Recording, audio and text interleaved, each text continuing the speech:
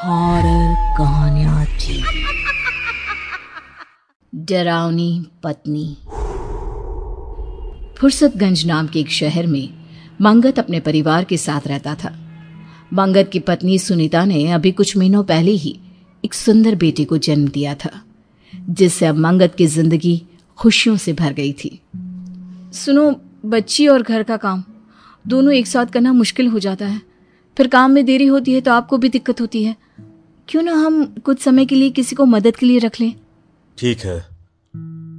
मंगत और सुनीता ने यह निर्णय लिया ही होता है कि कुछ दिनों बाद शांता वहां काम मांगने आती है और मंगत शांता को अपने घर में काम पर रख लेता है। शांता कुछ ही दिनों में घर का सारा काम ठीक तरह से संभाल लेती है, जिससे सुनीता को अपने और बच्चे के लिए अच्छा खासा वक्त मिलने लगता है। एक सुबह सुनीता जॉगिंग के लिए घर से बाहर जा रही होती है, तभी दरवाजे के सामने उसे कुछ चमकता हुआ रखा दिखाई देता है। वो उसके पास जाती है। अरे, ये नींबू तो सोने की तरह चमक रहा है। कहीं सच में सोने का नींबू तो नहीं? रख लेती हूँ, बाद में इसकी जांच करा लूंगी। सुनीता नींबू को उठाकर अपनी अलमारी में रख देती है और जॉगिंग पर चली जाती है। दिन बीतता है, सब काम सही से चल रहे होते हैं। रात को सब खाना खा के सो जाते हैं, लेकिन बीच रात करीब 1 बजे सुनीता अचानक अपने बिस्तर से उठ खड़ी होती है और अपने बच्चे को लेकर घर के बाहर मौजूद कुएं के पास पहुंच जाती है। बच्चा जोर जोर से रो रहा होता है, जिसकी आवाज से मंगत की नींद भी खुल जाती है। अरे अरे, ये कहाँ रो रहा है? मंगत इधर उधर देखता है, पर बच्चा कहीं ना दिखने पर वो आवाज सुनते हुए दरवाजा खोल घर से बाहर निकल जाता है और सामने का नजारा देख उसकी आंखें फटी की फटी रह जाती है, जहां सुनीता बच्चे को गोद में लिए कुएं की दीवार पर खड़ी थी। ठहर जाओ सुनीता, ये तुम क्या कर रही हो? सुनीता मंगत की ओर देखकर कुछ अजीब तरह मुस्कुराने लगती है। मंगत तेजी से भागकर उसके पास जाता है और बच्चे को छीनकर सुनीता को दीवार से नीचे उतारता है। तुम्हारा दिमाग खराब हो गया है क्या? तुम बच्चे को लेकर यहाँ क्यों आई? आखिर तुम करना क्या चाहती थी?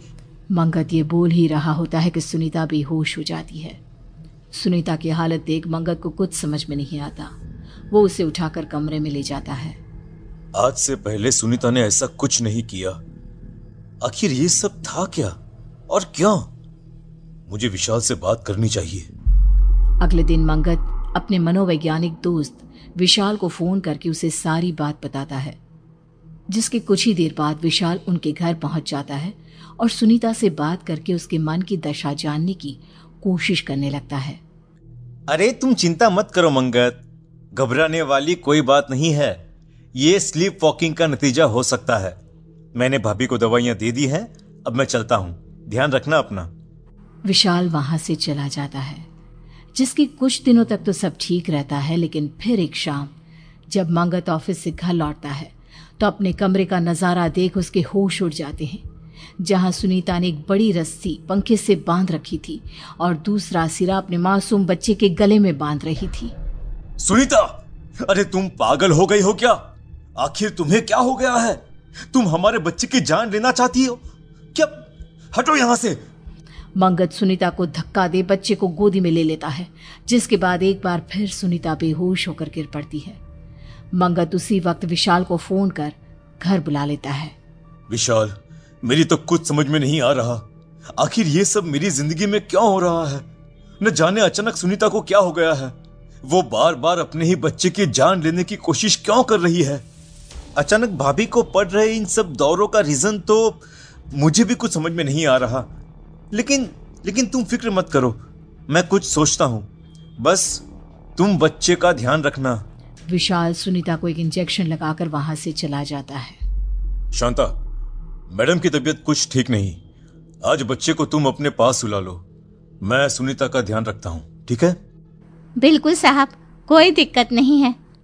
शांता बच्ची को लेकर अपने कमरे में चली जाती है और सब सो जाते हैं, लेकिन करीब आधी रात होते ही अचानक मंगत को बच्चे के जोर जोर से रोने की आवाज सुनाई देती है। वो तुरंत उठकर देखता है तो सुनीता अपनी जगह पर नहीं होती। नहीं। मंगत भागता हुआ शांता के कमरे के पास पहुंचता है, लेकिन शांता और बच्चा उसे कहीं दिखाई नहीं देते। आखिर ये दोनों कहाँ गए? मंगत आवाज सुनते हुए घर में इधर उधर घूम रहा होता है। आवाज तो बेसमेंट से आ रही है। आखिर शांता बच्चे को लेकर बेसमेंट में क्या करने गई है? वो फौरन बेसमेंट में पहुंचता है, लेकिन वहां का नजारा देख उसके पैरों तले जमीन खिसक जाती है। शांता ने बच्चे को खून से बने एक गोले के अंदर लिटा रखा था और बगल में आग जलाकर वो जोर जोर से मंत्र पढ़ रही थी। शांता के खुले बाल, लाल सुर्ख आंखें देख डर से मंगत के मुंह से एक शब्द नहीं निकल पाया। वो हिम्मत कर चुपचाप धीरे धीरे बढ़कर बच्चे को उठाने की कोशिश करने लगा, लेकिन तुरंत शांता ने एक लोहे की रॉड से उसके सर पर वार कर दिया। मर गया। अरे अब मुझे कोई नहीं रोक सकता। खून से लथपथ मंगत किसी तरह अपना फोन निकाल विशाल को कॉल लगा देता है। दूसरी तरफ मंगत का बच्चा जोर जोर से रो रहा था और साथ ही शांता बिना रुके तेज आवाज में मंत्र पढ़े जा रही थी। ओम भट स्वाहा, अंकली कांकली स्वाहा, ओम भट स्वाहा, अंकली कांकली स्वाहा। कुछ देर बाद विशाल वहां आता है, पर शांता अपने मंत्रों में इतनी मग्न होती है कि उसका ध्यान उस पर नहीं जाता और इसी का फायदा उठाकर वो चुपके से लोहे के डंडे से शांता पर वार कर देता है और लपक कर उसे पकड़ रस्सी से बांधने लगता है। छोड़ मुझे, तू नहीं बचेगा, कोई नहीं बचेगा यहाँ, छोड़। शांता को रस्सी से बांध विशाल बच्चे को गोदी में उठा लेता है। अपने बच्चे की जान बचती देख मंगत राहत की सांस लेता है। इतने दिनों से मेरे घर में जो अजीबोगरीब घटनाएं हो रही थी, उसके पीछे मेरी पत्नी की मानसिक स्थिति नहीं, तेरा काला जादू था। बोल बोल, ये सब तूने ही किया है ना? बोल। हाँ, तूने बिल्कुल सही कहा, सब मैंने किया, और अगर आज ये बीच में नहीं आता तो मैं अपने मकसद में कामयाब भी हो जाती। एक मासूम बच्चे को मारकर आखिर तू कौन सा मकसद पूरा करना चाहती थी? कौन सा? कुछ सालों पहले मेरे बच्चे की मौत हो गई थी।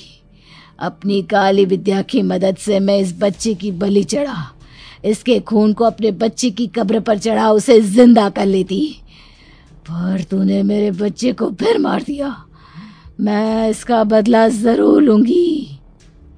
विशाल और मंगत पुलिस को बुला लेते हैं और शांता को उनके हवाले कर देते हैं।